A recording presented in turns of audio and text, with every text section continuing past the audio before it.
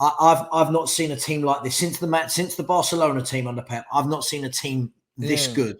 And can we just quickly, if it's all right with you, can we just quickly talk about Erling Haaland, right? Yeah, of course. This all summer ends, right? I'm about to have a massive "I told you so" moment to so many fans. I watch all leagues, right? I think as I've got older and go out less, I watch more football to my wife's annoyance, right? But I said to everyone in the summer, Erling Haaland will not struggle in this league. And people are going, I think, okay, he might get 13, 14 in his first season, 15, 16. I'm saying this guy is not normal. You know, I had Spurs fans telling me he won't get more than Son and Kane. And I'm saying, this guy's a beast. And he is making the Premier League look, his goal record here is better than any other country he's been in. Yeah. But this is the best. But bruv, he's playing in the best team in Europe, bro. Like, of course, but it's scary, right? But if you're one of the best finishers in Europe and you're playing in the best team in Europe, you should be scoring this amount of goals. This is no different to Lewandowski at Bayern Munich. Like, it's the same. When you're in the best team in the league, one of the best teams in Europe, and you're one of the best strikers in Europe, you're going to score an obscene amount of goals. Lewandowski scores more goals than he plays games when he plays for Bayern Munich. This is what you should really expect from Erling Haaland, because he's in one of the best teams in Europe, if not the best team in Europe, with the most creative bunch of players, and he's just a finisher, bro. Like, that's literally all he is, bro. You know what I mean? He's a fucking finisher, bro. Man's got 14 goals, and it's October. The guy's going to score 40 Premier League goals, bruv. Do you know what? Right. The funny thing is, right. So if you look at Harry Kane, I mean, how many golden boots has Harry Kane won? What, 3 in the last 7 years or something? And Harry Kane, we're going, what a great start to the season. He's got 7. You look at Haaland and you go, he's doubled it. And I think the scary thing about this is that he's not going to the World Cup. He's not going. And I just see him as resting, training, and then he'll just pick up where he left off. You know, what makes me laugh as well is I can only see hope for the rest of the league if he gets injured. And do you know that's it, bro. That's it, 100%. And everyone was talking about his injury record last season, because last season he was pulling up with injuries. But I told people, I said, bro, a part of me felt like he just wanted out. Like, Sancho left, do you know what I mean? And like, he kind of knew he wanted to leave. And I just feel like Haaland's heart wasn't in it last season for Dortmund, and he was just kind of playing when he wanted, bro. That's what it looked like. Everyone was like, oh yeah, but his body's breaking down. He looks fucking fine now, innit? It's those goals as well where like they're tap-ins, but they're in the air. Do you know what I mean? Yeah. Like, it's just like the guy is insane. And I think the worrying thing as well is, if I'm right, the quickest player ever to get to 50 Premier League goals was Andy Cole in 65, 66 games. He's going to smash that. And Shearer was the quickest to get to 100 in something like 100 and someone will find it in the chat. 125, 130 games. I can't see him taking that long at all. And he's 22, isn't he? Yeah, providing he stays fit, he's an absolute problem, bro. Oh, absolutely. Yeah, Tell you what, absolute problem. Props as well. Phil Foden, for me, is the best English player out there. And it is such a shame that Southgate plays the way he does and wastes such a good talent. I think he's a brilliant player.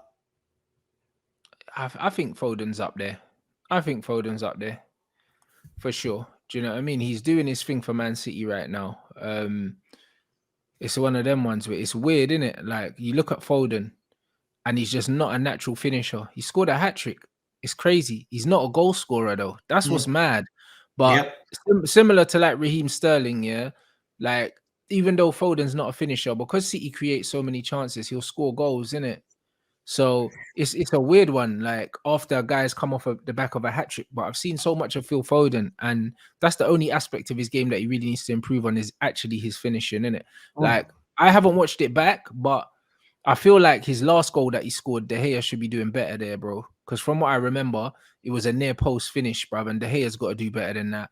The first finish that Foden scores, he gets lucky because the ball bobbles up as it comes into him. You can see it. Like, he just helps it towards the goal and it ends up going in the top corner. But it's like, he's not a finisher like that. Do you know what I mean? The first goal was a good finish, but the way the ball sat up, it sat up really nicely for him. Do you know what I mean? So it's one of them ones where he can take over from where Sterling left off in terms of scoring them goals for Man City. I think Sterling got 21 season, I believe, for Man City. And I think that those are the amount of goals that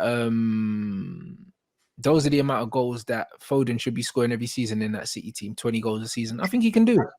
I think he will. I think people forget as well, because he's been around for a while. He's 22. Him and that's the scary thing.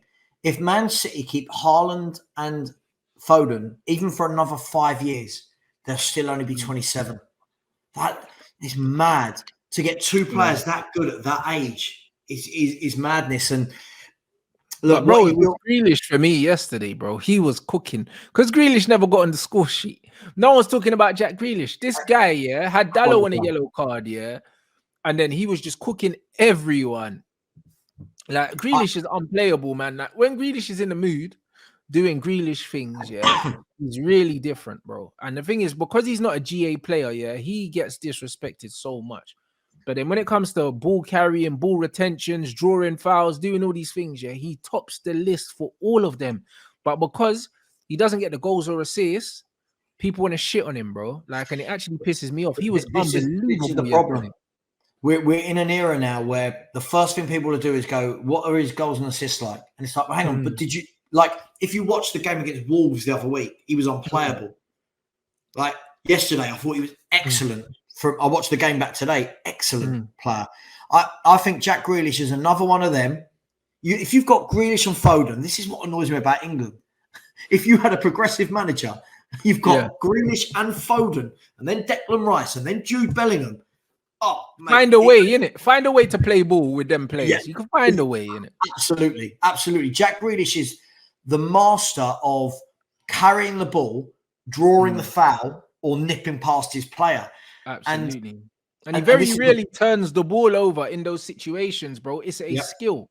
And that's what people don't realize. It's just like yesterday, for instance, people like Anthony, for us, people will say, oh, Anthony hasn't been in the game. Anthony's this, Anthony's that. Bro, this guy does not lose the football, bro. Like, if he doesn't take his man on, he retains possession. And Grealish is very similar. Like, when they get the ball, it's either they take someone on or they retain possession and they recycle it. But these guys don't get the ball, try and beat someone and lose it. These guys are very, very tidy in possession.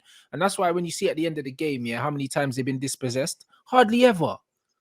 Hardly ever. These guys don't give the ball away. It's a talent to not give the ball away, bro. Top players, the only time they give the ball away is if they're trying something to create. Do you know what I mean? That's why stats, for me, stats kill me.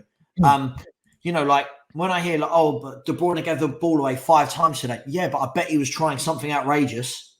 You know what I mean? The way, I don't mind the way De Bruyne gives the ball away. The way Bruno gives the ball away infuriates me because he tries to play passes that are not on, bruv. Do you know what I'm saying? I don't like when players try and play passes through players. Like, Bruno does that a lot. Do you know what I mean? But as De Bruyne, if he does lose the ball, he sees something and he's playing a pass that he can actually play. Whereas Bruno just kicks it towards one of our players and just says, he's over there somewhere. I'll just launch it over there and hopefully it gets there. Do you know what I mean? I don't mind the player giving the ball away, actually trying to play measured passes. But what I can't tolerate is people just kicking the ball away. I can't tolerate it. There's a difference between being creative. Oh, bro. There's a difference between being creative and being careless on the ball. It's not the same thing.